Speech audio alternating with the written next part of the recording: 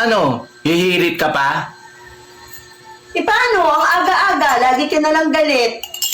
Ang hirap sa'yo eh. Maliit na bagay, pinapalaki mo. Ikaw nga eh.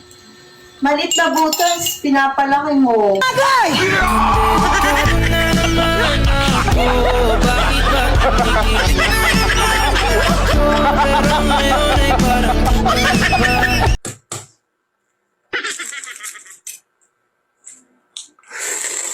Ano yung kinakain mo?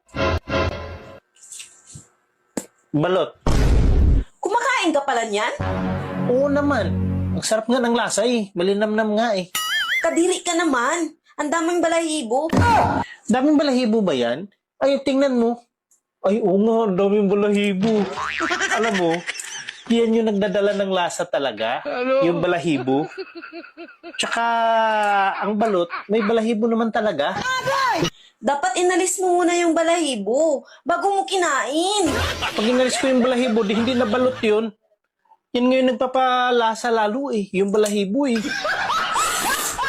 Kung ang balahibo nagpapalasa at nagpapasarap, eh bakit ako pinapaahit mo?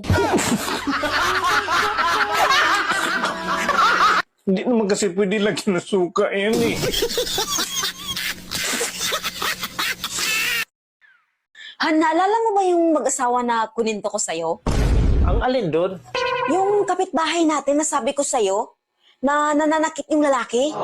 Ah, yung sinabi mo na naririnig mo sa bintana?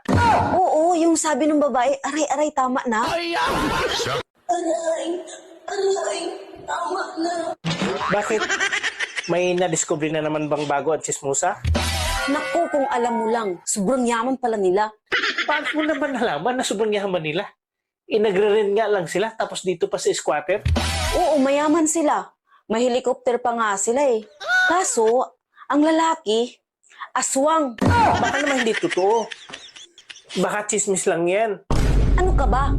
Naririnig ko mismo pinag-uusapan nila. Masamang balita nga yan. Eh may kapitbahay tayong mayaman nga, aswang naman.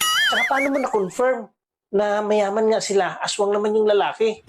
Sabi kasi ng lalaki, kainin kita mamaya ha. Tapos mag-helicopter ka.